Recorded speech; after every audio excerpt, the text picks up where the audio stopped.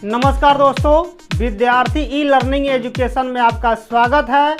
और सबसे पहले मैं आपको ये बताना चाहूँगा कि आप इस चैनल को सब्सक्राइब करें, लाइक करें और शेयर करें और बेल आइकन को दबाना ना भूलें, क्योंकि मेरे पल पल का अपडेट आपको मिलता रहे। और आइए हम लोग शुरू करते हैं। कक्षा 10 पाठ 3 सवये, जो रसखान द्वारा रचित है, जो सवया नंबर 5 है। कान भये बस बांसुरी के, कान भये बस बांसुरी के, अब कौन सखी हमको चाहिए। कान भये बस बांसुरी के, अब कौन सखी हमको चाहिए। निषिद्धों से रहे संग साथ लगी, यह सौतीन तापन क्यों सही है। जिन मोहि लियो मन मोहन को, रस खानी सदा हमको दहिए। मिली आओ सब सखी भागी चलें, अब तो ब्रज में बांसुरी रहिए। अब हम लोग देखें कि कैसे हम लोगों को लिखना है और बोर्ड के परीक्षा में अधिक से अधिक अंक अर्जित करना है। तो कैसे लिखेंगे, तो सबसे पहले क्या करेंगे, ऊपर वाली जो लाइन है उसके आगे का 2-4 शब्द हम लोग लिख लेंगे। उसके बाद डॉट डॉट करके हम जो है लास्ट वाली शब्द जो है हम लोग लिख लेंगे। उसके बाद हम लोग संदर्भ लिखेंगे। प्रस्तुत पद्यांश हमारी पठित पाठ्य पुस्तक हिंदी खंड काव्य के सवये नामक पाठ से लिया गया है। इसके रचयिता रसखान कवि जी हैं। उसके बाद हम लोग क्या लिखेंगे, संदर्भ लिखने के बाद हम लोग प्रसंग लिखेंगे। तो प्रसंग में लिखेंगे, इस पद में श्री कृष्ण के वंशी प्रेम और गोपियों के उसके प्रति सौतिया डाह का सजीव वर्णन। अब उसके बाद संदर्भ लिखने के बाद हम लोग क्या लिखेंगे, व्याख्या लिखेंगे। तो व्याख्या हम लोग, आइए हम लोग शुरू करते हैं। कह रहे कान भये बस बांसुरी के, अब कौन सखी हमको चाहिए। कह रहे हैं कि एक गोपी दूसरी गोपी से बतिया रही कि हे सखी, कान यानी श्री कृष्ण, भय मन हो गए, बस यानी बस में बांसुरी के, यानी बांसुरी के बस में हो गए। कह रहे हैं कि हे सखी जो है भगवान श्री कृष्ण अब बांसुरी के बस में हो गए। अब कौन सखी हमको चाहिए। कह रहे हैं हे सखी, अब कौन हमको चाहेगा, अब कौन हमसे प्रेम करेगा, क्योंकि भगवान श्री कृष्ण अब बांसुरी के हो गए हैं, बांसुरी की बस में हो गए हैं। निषिद्धों से रहे संग साथ लगी, यह सौतीन तापन क्यों सही है। निषिद्धों माने होता है दिन रात, यानी जो बांसुरी है दिन रात उनके साथ लगी रहती है। किसके, भगवान श्री कृष्ण के। भगवान श्री कृष्ण के दिन रात वो साथ लगी रहती है। यह सौतीन तापन क्यों सही है। कह रहे हैं ये गोपी रूपी जो सौतीन है उनके तापन को क्यों, तापन रूपी ईर्ष्या को क्यों सहन करेगी। कह रहे हैं जो गोपी रूपी जो सौतीन है उनके ईर्ष्या रूपी तापन को क्यों सहन करेगी। जिनी मोहि लियो मन मोहन को, जिन मोह लिए, जिन्होंने जो बांसुरी है उन्होंने क्या कर लिया है, भगवान श्री कृष्ण के मन को मोह लिया है। रस खानी सदा हमको दहिए, रस खान कर रहे हैं कि गोपियां कर रही हैं सदा वो हमको जलाती रहेगी, यानी जलाएगी। कह रहे हैं गोपियां कर रहे हैं कि सदा वो हमको जलाएगी।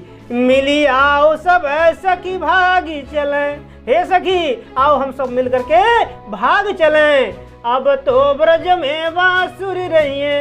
अब जो है इस ब्रज में बांसुरी ही रहेगी, क्योंकि भगवान के जो प्रेम है हमसे, जो भगवान का जो प्रेम है, हम उनके प्रेम से बिछुड़ करके हम इस ब्रज में नहीं रह सकेंगे। अब देखिए व्याख्या लिखने के बाद हम क्या करते हैं, काव्यगत सौंदर्य लिखते हैं। क्या लिखते हैं, काव्यगत सौंदर्य। तो काव्यगत सौंदर्य में भाषा ब्रज भाषा, शैली चित्रात्मक मुक्तक, रस श्रृंगार, छंद सवया अलंकार। हम लोग देखेंगे सवया नंबर 6। मोर पखा सिर ऊपर राखियो, गुंज की माल गरे पहिरोगी, ओढ़ी पीताम्बर लैल कुटीवन, गोधन ग्वारंग संग फिरोगी। भाव तो मोहि मेरो रस खानी, सो तेरे कह सब स्वांग करोगी। या मुरली मुरलीधर की, अधरान धरी अधरान धरोगी। या मुरली मुरलीधर की, अधरान धरी अधरान धरोगी। कह रहे हैं, देखिए कह रहे हैं कि अब इसमें हम कैसे लिखेंगे।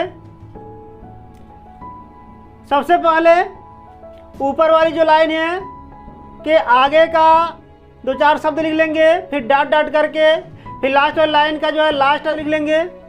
संदर्भ लिखेंगे, प्रस्तुत पद्यांश हमारी पठित पाठ्य पुस्तक हिंदी खंड काव्य के सबाए नामक पाठ से लिया गया है। इसके रचयिता रसखान कवि हैं। इसके बाद हम प्रसंग लिखेंगे। इस पद्य में श्री कृष्ण के वियोग में व्याकुल गोपियों के मनोदशा का मनमोहक चित्रण किया गया है। फिर हम लोग क्या करेंगे, व्याख्या करेंगे। तो व्याख्या आप लोग लिखेंगे, जैसे संदर्भ लिख लिए, प्रसंग लिखिए, फिर व्याख्या लिखते हैं। तो आइए हम लोग व्याख्या शुरू करते हैं। मोर पखा सिर ऊपर राख्यो, गुंज की माल गरे पहिरोगी। कह रहे हैं, एक गोपी दूसरी गोपी से कहती है, एक सखी दूसरी सखी से कहती है कि हे सखी, आप जो कह रही हो मैं वैसे वैसे रूप धारण कर रही हूँ। किसका? भगवान श्री कृष्ण का। मोर पखा सिर ऊपर राख्यो, कर रहे हैं मोर के पंख लगे हुए सिर पर जो मुकुट है उसको हम अपने सिर पर रखूंगी। गुंज की माले गरे पहिरोगी, यानी गुंज की माला गरे माने गले में, पहिरोगी माने पहन लूंगी। गुंज की माला गले में पहन लूंगी। ओढ़ पीताम्बर लय लुकुटी, कर रहे ओढ़ पीताम्बर लय लकुटी, यानी पीले वस्त्र धारण कर लूंगी। लय लकुटी, एक छोटी सी लाठी ले लूंगी। वन गोधन ग्वारन संग फिरूंगी। कह रहे हैं कि वन में गाय को चराते हुए ग्वाल बालों के संग में घूमती रहूंगी। भवतो वो ही मेरो रस खानी, रसखान जी कहते हैं कि गोपिया कहती हमको सभी कुछ भा रहा है, उनका जो भी चीज है सभी कुछ अच्छा लग रहा है। सो तेरे कहे सब स्वांग करोगी, और तुम्हारे कहे हुए जितने भी जो है करें, सो तेरे कहे सब स्वांग करूंगी। करें तुम्हारे जो भी जो कह रही हो उनको मैं सब कुछ कर रही हूँ। या मुरली मुरलीधर की, अधरान धरी अधरान धरोगी। करें या मुरली, यानी भगवान, मुरली माने भगवान श्री कृष्ण की मुरली, मुरलीधर यानी भगवान श्री कृष्ण की, अधराधन माने ओठ, यानी भगवान श्री कृष्ण की जो मुरली है जो ओठ पर लगाते हैं, धरी अधरान धरोगी, मैं उनकी मुरली को अपने ओठ पर नहीं धरूंगी। अब व्याख्या हो गया। अब हम लोग क्या करेंगे, काव्यगत सौंदर्य लिखेंगे। भाषा ब्रज, शैली मुक्तक, गुण माधुर्य, रस श्रृंगार, छंद सवया, अलंकार अनुप्रास। हम लोग देखते हैं जो कवित्व है, ये 7वां नंबर सवया में कवित्व है, उसको देखते हैं हम लोग।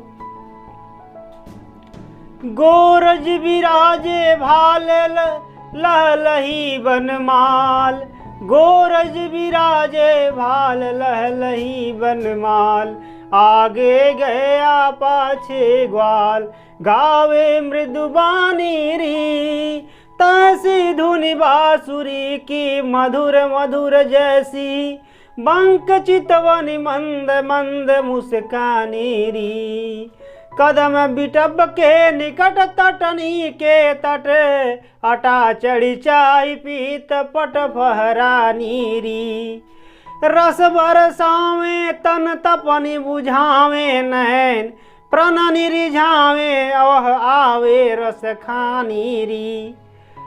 इसमें देखिए, इसमें इसको कैसे लिखना है, तो उसके लिखने के लिए हम कैसे लिखेंगे, आइए हम लोग शुरू करते हैं। कैसे हमको लिखना है और सबसे अधिक से अधिक अंक अर्जित करना है तो कैसे लिखेंगे। देखिए इसमें ऊपर वाली जो लाइन है उसके सबसे आगे का 2-4 शब्द हम लोग लिख लेंगे, फिर डॉट डॉट करके, फिर नीचे वाली जो लाइन है लास्ट का 2-4 शब्द हम लोग लिख लेंगे। फिर हम लोग क्या करेंगे, संदर्भ लिखेंगे। संदर्भ में लिखेंगे प्रस्तुत पद्यांश हमारी पठित पाठ्य पुस्तक हिंदी खंडकाव्य के स्वभाव नामक तथा कवित्व नामक शीर्षक से अवतरित है। इसके रचयिता रसखान कवि जी हैं। प्रसंग लिखेंगे, उसका संदर्भ लिखने के बाद हम लोग प्रसंग लिखेंगे। तो प्रसंग में इस पद्य में कह रहे हैं, इस पद्य में साय के समय श्री कृष्ण के वन से गायों के साथ लौटने का अनुपम वर्णन है। व्याख्या, उसका संग लिखने के बाद हम लोग व्याख्या लिखते हैं। तो व्याख्या लिखने के लिए हम लोग क्या करेंगे, आइए हम लोग शुरू करते हैं व्याख्या। गोरज विराजे भाल। गोरज माने जब गाय चलती हैं तो उनके जब चलने पर जब गाय चलती हैं तो उसमें धूल उड़ती है। तो विराजे माने सुशोभित होना, भाल माने मस्तक, यानी जब गाय चलती हैं तो जो उड़ने वाली धूल है जब वो मस्तक पर पड़ती है तो बहुत ही सुशोभित हो रही है। जब भगवान श्री कृष्ण गायों को ले जा रहे हैं और ले जाते समय जब गाय चले तो उसमें जो धूल उड़ रही है, तो जब वो धूल उड़ करके उनके मस्तक पर पड़ रही तो बहुत ही सुशोभित हो रही है। ललाई बनमाल, यानी ललाई माने सुशोभित होना, बनमाल माने यानी कह रहे हैं कि बनमाल यानी वन में पुष्पों का जो माला है उनके गले में वो बहुत ही सुशोभित हो रहा है। आगे गए पाछे ग्वाल गावे मृदुबानी री, कह रहे हैं आगे आगे गाय जा रही हैं और पाछे जो है पीछे पीछे ग्वाल बाल जा रहे हैं। गावे मृदुबानी री, गावे माने गा रहे हैं, मृदुबानी माने मधुर, बानी माने वाणी, यानी सुंदर यानी मधुर वाणी जो है मधुर स्वर में लोग जो ग्वाल बाल हैं गा रहे हैं। तैसी धुनी बांसुरी की मधुर मधुर जैसी, जैसे बांसुरी की जो धुन होती है मधुर मधुर, वैसे ही वो मधुर मधुर वे लोग गा रहे हैं। बंक चितवनी मंद मंद मुस्कानी री, बंक माने कह रहे हैं बंक माने बाकी, यानी चितवनी माने भगवान के जो मुख है मंद मंद मुस्कान, मंद माने उनके मुख पर जो है मंद मंद की मुस्कान है। उसके बाद गोपी कह रही है कि हे सखी कदम बिटप के निकट तटनी के तट, कदम बिटप माने कदम के, बिटप माने पेड़ के, निकट यानी समीप, तटनी माने यमुना के तट पर, आटा चढ़ी चाय पीत पट फहरा नीरी, यानी जहां भगवान श्री कृष्ण पीले रंग का वस्त्र को फहराते हैं, अपने पट को फहराते हैं। हे सखी आटा चढ़ी चाय, आटा माने अटारी, जौने के लोग गाँव में क्या कहला, कोठा कहला, क्या कहला कोठा। वो कोठा पे कह रही है, कहते हैं कि हे सखी चलो हमने के कोठा पे चढ़ जाइए। आ कोठा पे चढ़ के उनके देखे के बाद कि कैसे आवत हो जाए, कैसे आवत हो, कितना अच्छा से आवत हो उनके देखे के बाद। तो गांव में लोग का कहला कोठा पे चढ़ के, जैसे गांव में क्यों चाहे बंदर आ चाहे मदारी आ तो लड़के कहाँ चढ़ जाना, कोठा पे चढ़ जाना, कोठा पे चढ़ के खूब देखे ना, कहें कि दौड़न के कोठा पे चढ़िए तो वहाँ से दूर तक दिखाई दे। तो ऐसे ही कहते हैं कि चलो हमने के कोठा पे चढ़ जाए, वहाँ से चढ़ के हमने के इनके देखे के बाद। रस बरसावे तन तपन बुझावे, और भगवान श्री कृष्ण का जो स्वरूप है बहुत ही रसो यानी उनके जो प्रेम का बारिश हो रही है। तन तपन उनके जो तपन है उनको शांत कर रहे हैं, नयन बुझावे उनके जो आंखों की जो प्यास है वो बुझा रहे हैं। प्रणनी रिझावे अब कह रहे हैं, प्रणनी रिझाए वो अब रसखानी री, रसखान जी कह रहे हैं कि गोपिया कह रहे हैं प्रणनी रिझावे, यानी उनके प्राणों को जो है अपने समीप बुला करके, अपने समीप खींच करके, आकर्षित करके उनको जो है रिझा रहे हैं।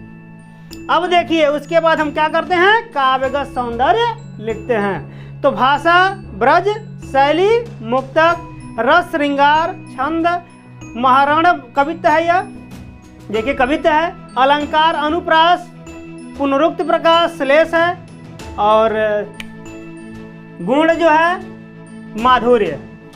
धन्यवाद।